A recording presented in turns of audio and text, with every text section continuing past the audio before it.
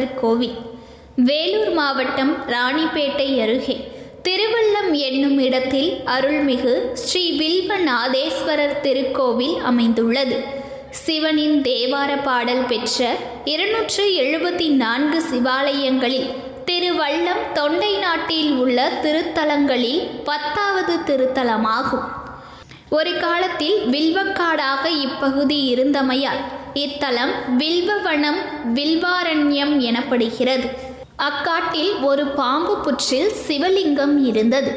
நாள்தோறும் பசு ஒன்று வந்து அச்சிவலிங்கத்தின் மீது பாலை சொரந்து வழிபட்டது. அதனால் புற்று சிறிது சிறிதாக கரைந்து நாளடைவில் சிவலிங்கம் வெளிப்படலாயிற்று. அதனால் புற்று சிறிது சிறிதாக கரைந்து நாளடைவில் சிவலிங்கம் வெளிப்படலாயிற்று என்று சொல்லப்படுகிறது. இங்குள்ள அம்பாளுக்கு ஆதியில் தீக்காளி அம்பாள் என்ற பெயர் இருந்ததாகவும் உக்கிர வடிவிலிருந்த இந்த அம்பாளை ஆதிசங்கரர் சாந்தப்படுத்தினார் என்றும் சொல்லப்படுகிறது. நிவா நதியின் கரையில் சுமார் 5 ஏக்கர் நிலப்பரப்பளவில் ஒரு முகப்பு வாயில் மற்றும் முன்மண்டபம், அதையடுத்து தெற்கு நோக்கிய 4 நிலை ராஜகோபுரத்துடன் இவ்வாலயம் அமைந்துள்ளது. இறைவன் தீர்த்தத்தின் பொருட்டு நீ வா என்று அழைக்க இந்நதி அருகில் ஓடி வந்து பாய்ந்ததால் இப்பெயர் பெற்றது. நீ வா நதி நாளடைவில் நிவா நதியாயிற்று என்கின்றனர்.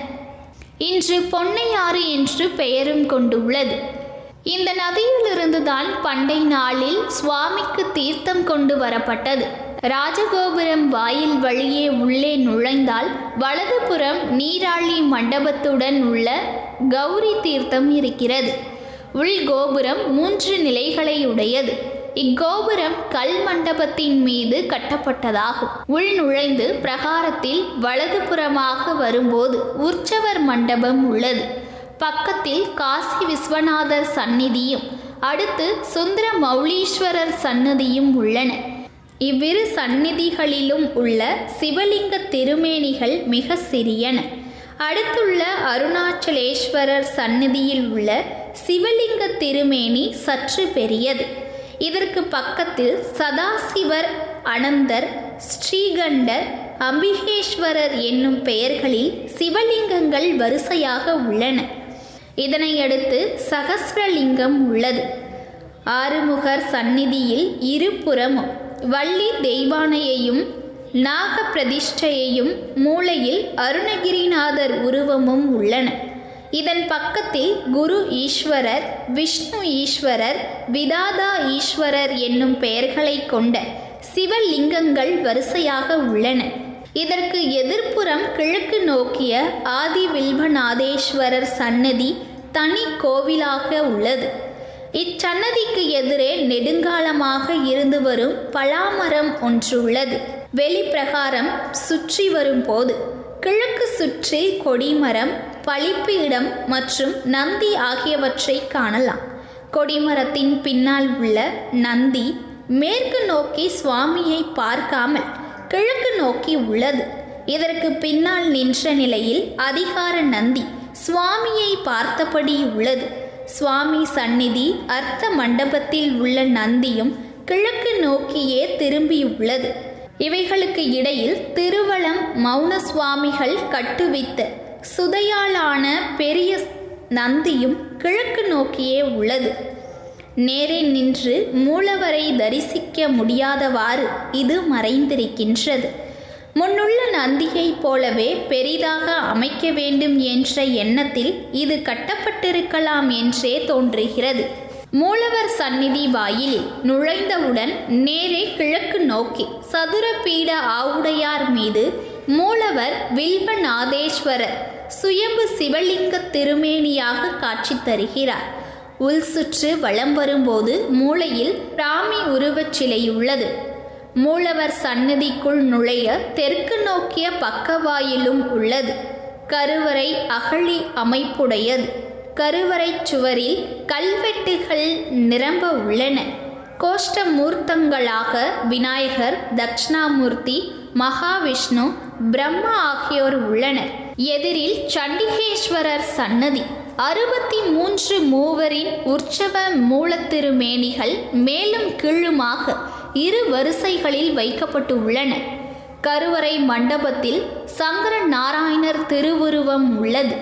சுவாமி சன்னதிக்கு அருகே தொட்டி போன்ற அமைப்பிலான பள்ளத்தில் பாதாளேஸ்வரர் சன்னதி உள்ளது. இதில் சிவலிங்கம், நந்தி, விநாயகர் மூல திருமேனிகள் உள்ளன. பஞ்சம் நேரில் இப்பெருமானுக்கு ஒரு மண்டல காலம் அபிஷேகம் செய்யின் மழை பெய்யும் என்று சொல்லப்படுகின்றது. மூலவர் வாயிலில் உள்ள 2 துவாரபாலகர்கள் திருமேனிகள் சிற்ப கலையழகு வாய்ந்தவை. இவற்றில் ஒன்று ஒரு கையை மேல் உயர்த்தி நடனபாவ முத்திரையுடன் விளங்குகின்றது. இங்குள்ள மூலவருக்கு நேர் எதிரில் நந்தீஸ்வரருக்கும் சுவாமிக்கும் இடையில் தென்முக கடவுள் தட்சிணாமூர்த்தியின் சீடர்களில் ஒருவரான சனகரின் ஜீவ சமாதி அமைந்துள்ளது. இந்த இடத்தில் அமர்ந்து தியானம் செய்தால் பூர்வ ஜென்ம சாபங்கள் நிவர்த்தியாகும் என்பது ஐதீகம். மூலஸ்தான விமானத்தில் 27 நட்சத்திரங்களுக்கும் தனித்தனியே திருவுருவங்கள் அமைந்துள்ளன. இத்தகைய அமைப்பு வேறு எங்கும் காண முடியாது என்பது இத்தலத்தின் ஒரு சிறப்பம்சம். விநாயகர் சிவபெருமானை சுற்றி வந்து மாங்கனியை பெற்ற தலம். தலத்தில் உள்ள சனி பகவான் சன்னதிக்கு பக்கத்தில் உள்ள விநாயகர் சன்னதியில் சதுர பீடத்தின் மேல் பத்ம பீடம் அமைய அதன் மீது அமர்ந்த நிலையில் இறைவனிடம் கனி பெற்ற வரலாற்றை நினைவு பூட்டும் வகையில் துதிக்கையில் மாங்கனியுடன் விநாயகர் காட்சி தருகிறார். அதேபோல் முழு முதல் கடவுளான விநாயகர் பெருமான் நாரதர் மாங்கனியை ஈசனிடம் தந்த பொழுது அம்மையப்பன்தான் உலகம், உலகம்தான் அம்மையப்பன் என்று கூறி உலகிற்கு அறிவித்து ஈசனையும் அம்பாளையும் வலம் வந்து வணங்கி கனியை பெற்று கொண்டது இத்திருத்தலத்தில்தான். முருகப்பெருமானுக்கு நடந்த போட்டியில் விநாயக பெருமான் ஞான பழத்துடன் இத்தலத்தில் வந்து அமர்ந்ததாக வரலாறு கூறுகிறது. இதனால் இவரை வணங்கும் பேறு பெறுவோர் பின்பற்ற நிலையை அடைவர் என்று சொல்கிறார்கள். அருணகிரிநாதர் இத்தலத்தில் உள்ள முருகப்பெருமான் மீது திருப்புகழ் பாடியுள்ளார். திருப்புகழில் ஒரு பாடல் உள்ளது. மேற்கு பிரகாரத்தில் சகஸ்ரலிங்கம் அருகில் வள்ளி தெய்வானை உடனாய சுப்பிரமணியர் சந்நிதி உள்ளது. அம்பிகை சன்னதியில் அம்பிகைக்கு இருபுறமும் மகாவிஷ்ணு நின்ற கோலத்திலும் அமர்ந்த கோலத்திலும் காட்சி தருவது இத்தலத்தில் சிறப்பு. இத்தலத்திலிருந்து 4 கிலோமீட்டர் தொலைவில் கஞ்சனகிரி என்றொரு மலை உள்ளது. அது தற்போது காஞ்சனகிரி என்று விளங்குகின்றது.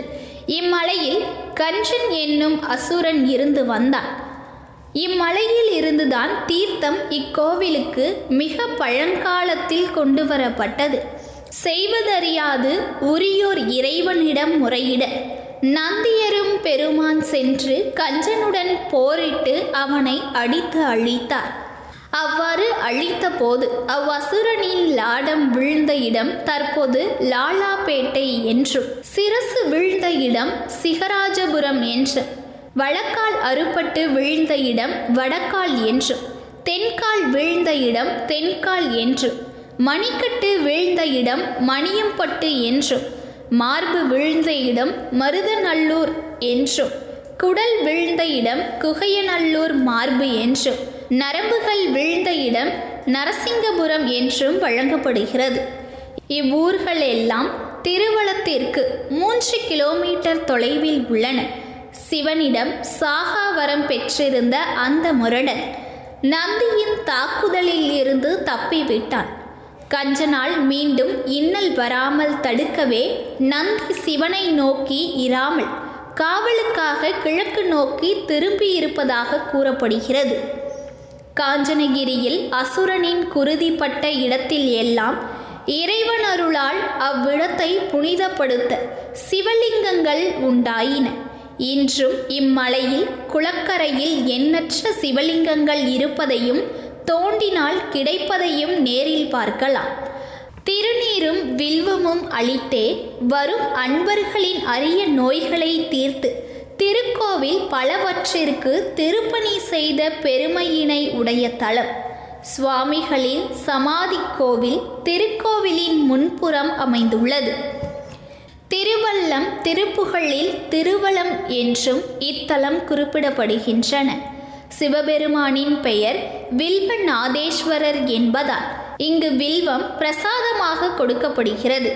இதை உட்கொண்டால் மந்த புத்தி நீங்கும் என்று சொல்லப்படுகிறது. அத்துடன் ஞானமும் கிடைக்கும். பிரார்த்தனை நிறைவேறி பக்தர்கள் ஈஸ்வரன் அம்பாள் இருவருக்கும் அபிஷேகம் செய்து புது வஸ்திரம் சாற்றி வழிபடுகின்றனர்.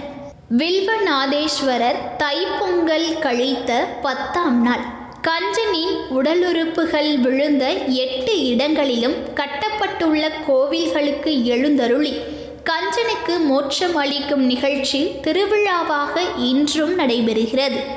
இதற்காக தை மாதம் பொங்கல் கழித்து 10 நாள் சுவாமி இங்கிருந்து புறப்பட்டு காஞ்சனகிரிக்கு எழுந்தருளுகிறார். ஒவ்வொரு பௌர்ணமியிலும் ஜோதி ஒன்று பிரகாசமாக தோன்றுகிறது.